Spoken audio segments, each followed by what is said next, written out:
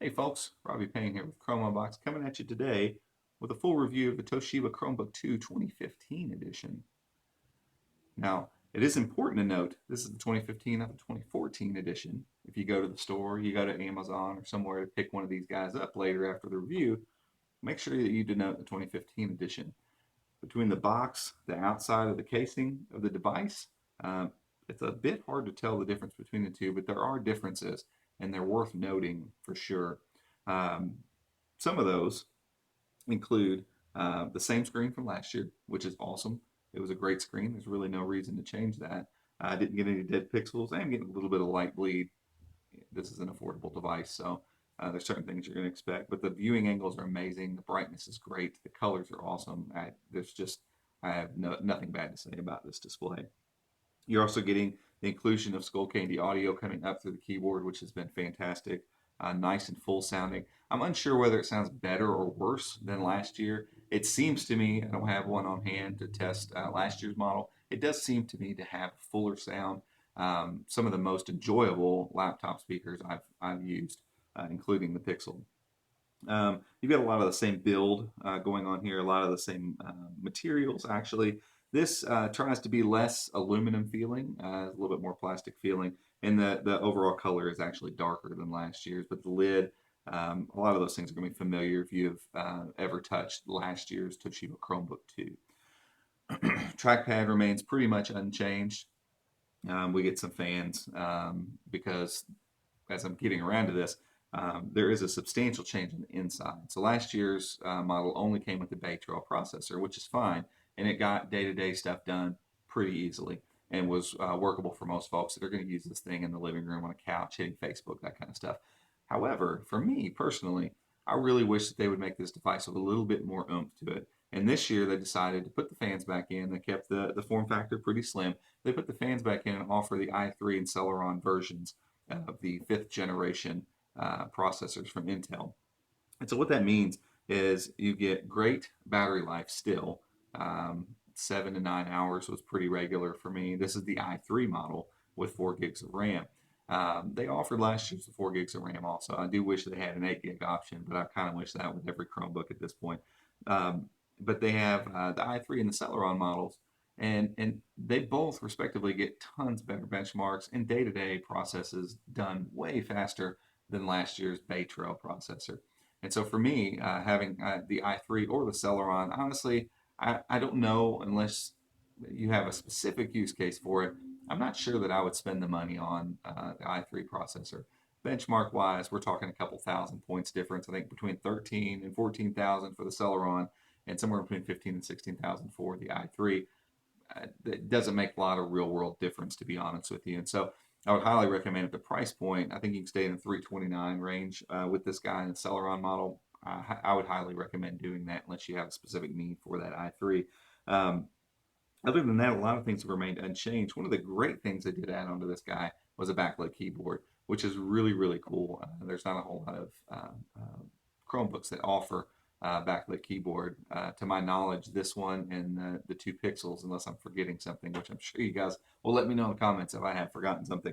Other than that, a lot of the same Chromebook stuff going on here. But I mean, you got a really attractive package, a great screen, a really good keyboard. It's a slight bit mushy. I wish it was a little more clicky, but a great keyboard. They have changed the plastic on the keys as well to make them a little bit more smooth to the touch, I guess would be the best way to explain it. It doesn't come with a bunch of stickers all over it. You have great audio, a pretty good trackpad. It's textured, so take it or leave it on that. I'm not a fan of textured trackpads. I'd rather it be smooth, but it really doesn't really get in the way of the performance of the device. So you have great speakers, great screen, a really good keyboard and trackpad at $329 to get in the door with this guy. There's not a lot I don't like about this machine, and so I'm really feeling pretty good about recommending this device to other people, people that are kind of looking to get into the Chromebook market.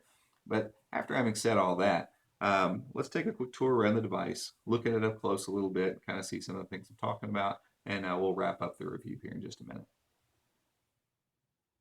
As you can see from the front here, the device is very attractive, a little MacBook Air-ish, but a very nice bright screen. We're in a really well-lit room, quite a bit of sunlight flooding in through the side windows. So we're in a really nice room here as far as light's concerned, and this device has no problem.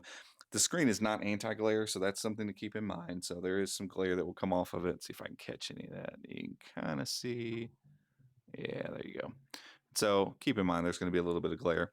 As you can see, the keyboard is in fact backlit, and for those of you who don't know, you can hold Alt and your brightness key and get the backlights on. You can kind of see them under there, and then if you hold, or I'm sorry, it's Control, Control. No, it is Alt. Sorry, Alt and down. Then the backlights are completely off. So you do get some control over the brightness there with those. Other than that, we're looking at a 13.3 1080p IPS panel, and it's the same panel from last year. So if you've touched or messed with a Chromebook 2 from last year, you're gonna be real familiar with this thing. There is some light bleed. I don't know if you can pick that up on the camera. It's pretty slight and hasn't bothered me at all, really. The build quality is pretty much similar. You get a little bit of flex in the keyboard, but not much. Decent travel on the keys and a nice smooth finish as well. A relatively small click on the trackpad. So it's nice and quiet. It's not one of those kind of clangy, plasticky ones. And the motion of the trackpad feels good, and the tracking of it feels good. I just don't care for the texture of it. It kind of has the same texture as this out here that's slightly, I don't know, like a really super duper fine grit sandpaper is the only thing I can think of. And I just don't care for it. To each his own. You do have the Skull Candy audio, and I'll give you a little sample of that real quick. If Google Music's going to open. For some reason it's not, so we'll go this way with it.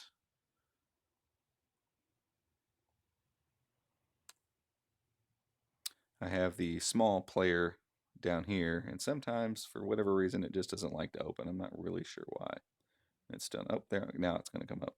Now that I've said I don't like it. Here we'll do Andy Grammer's new. And for any of you looking and seeing Yanni in there, it helps my kids sleep. So that's why Yanni is in my playlist. So full volume. We're not getting any crackling. I've been crying so long, been trying this shit for years. And I got nothing to show, just climbing this rope right here. And if there's a man upstairs waiting for this moment, it's good to be alive right about now. Good to be alive right about now. So not a lot of low end on there. Well, let's be honest. What do we expect from laptop speakers? But there's a nice roundness to the sound. You're not getting any crackling at full volumes. And it sounds great when you're watching a video or something like that. We're going to run over and do a benchmark real quick. Oops, can't type right now. And like I said in the pre part of the video, you know, you get a little bit of a bump from the i3 versus the Celeron. I don't know if it's $100 worth, and it's about what the normal price break is. So this one was $429 versus the $329 that you would get in the Celeron. And I've had this right next to my Acer C910 that has the Celeron processor in it. I just day to day, I just don't notice any difference. The big hang up for me still in Chrome OS is 4 versus 8 gigs of RAM. And so hopefully I have the Dell Chromebook 13 on the way. Hopefully we'll see it and see how that goes. I'm just not really sure. Anyway, while this is running, let's talk about a couple other things real fast. We'll walk around the device on the sides here. We've got a USB 3.0, HDMI port, Kensington lock, microphone, headphone slot. Nothing across the front. You will notice that we still have that kind of two-tone color. So we've got one color here, one color on the bottom. I'm not really sure why Toshiba does that. It's not attractive, to be honest with you. I don't know why they wouldn't just match this color with that color, even if it's a different texture. And technically, it has the same texture as the lid. So why not use the lid plastic down here? That would make way more sense. Anyway, 2.0 slot over here, a full-size SD card slot. Yes, your card will sit flush inside of here. You got your power here. Across the back, nothing really. Same textures from last year. Again, I don't know if we can get that thing to focus or not. Yep, there we go. Then you see all the little dots. Same thing. The lid pretty much is the same. Across the bottom now, we actually have some fan vents, which is just part of having a processor that needs a fan. And I believe there's some fan vents. I don't know if I could get the camera to see them right underneath here. Never heard the fan once. Fans just don't really bother me. Obviously, ostensibly, you could pop the screws out and open this guy up and probably add solid state storage. I don't know that for sure. I'm just making an educated guess. So we're getting 16,000 on Octane, so it's a little higher than what I was getting the other day. Like I said, that's going to be probably in the realm of 2,000 to 3,000 more than you're going to get from the Celeron. Again, real world performance, does that really feel like a bump? For me, it did not. Your mileage may vary on those types of things. Suffice it to say, this device is fast, it's speedy, it's quick, it's pretty attractive in this kind of form. It just has a good look to it. It's nice and thin on the sides. When you close the guy down, it's got a thin look to it. It doesn't feel much thicker. It may be a slight bit than last year's Chromebook 2. And so it looks good. Like I said, if they would have just put the same color, it's just kind of weird, that you get two colors there. But had they done that, I think overall we would have kind of a real winner here if a 13-inch Chromebook is kind of down your lane. For me, I'm really digging the 15.6-inch of the Acer. I wish they made an 8 gig version, but they don't right now. But other than that, I mean, this device is solid. The speakers are great. The screen is great. The keyboard is really good. Trackpad's, pretty good. It's not the best I've felt on a Chromebook, and I'm pretty picky with them now because Chromebooks have pretty good trackpads, to be honest. But overall, total package, this thing is really good and highly recommended if you are looking at a Chromebook. Toshiba Chromebook 2 2015 edition is a fantastic device. Overall, build quality is pretty solid for a mid $300 device. Keyboard is solid. It's backlit. Give it a sensitive trackpad. I don't really care so much for the grid of it, but sticking on the positive things, build quality is pretty decent. Screen is fantastic. It's gorgeous. It's bright. It's dense as far as pixels go. Great viewing angles. It's a fantastic device. Overall, would I recommend this? Absolutely. I'd recommend it to anybody who's in the market for a Chromebook. It's got plenty of power. It's attractive. It's pretty well built. And it really doesn't have a whole lot of negatives really going for it. To be honest with you, the only things that I don't really care for are the texture of the trackpad, the color of the bottom of the device, and the fact that I know more than likely we're going to see some devices with light bleed and some pixel issues. But I mean, those are really tiny things when we're really talking about the scope of things that can go wrong in a $300-ish device. And let's be honest. And so there's a whole lot to like here. I do wish they offered an 8 gig version, but I understand why right now they're just not doing it. There's probably not a huge market for it. Hopefully, more than likely, as time goes by, we're going to see more at least say, hey, there's an 8 gig option here if somebody wants to get that. Likewise, it would be nice for them to offer a 32, maybe 64 gig solid state option. Hopefully, these things are coming over time. And I know everybody says Chrome OS is a web-based platform, and it is. And for the most part, that's fine. But there's sometimes you would like to have a handful of things on your local storage and not have to really sweat it when it comes to space. 32 gigs a lot of times is enough to get away with that. So overall, fantastic device, guys. Highly recommended. If you're on the fence about it, go ahead and pick this thing up. I would say that you would be very, very happy. If not, run down to a Best Buy or get to the closest one you can. See if you can get your hands on one. I think you would be thoroughly impressed. And I don't think you would be sad if you hopped on Amazon right now, ordered it when you got it in. I think you would be very, very happy with it. One last little note. A coworker of mine actually has been asking me about Chromebooks quite a bit. And so I lent him this device for a few days and let him work from it completely. Now, granted, he is coming from a MacBook Pro 2014, pretty kind of mid spec. It's not the beast, but it's not the lowest spectrum either. So a pretty new MacBook Pro is coming from.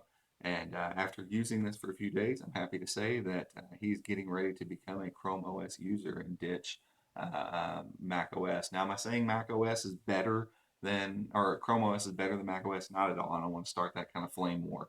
What I am saying is that there are a lot of people who use a lot of different devices that if they give Chromebooks a try, might find that at the price point and the speed that these devices get at that price point, might find themselves swayed and saying, yeah, I want to use that. I want to become a Chrome OS user kind of full time.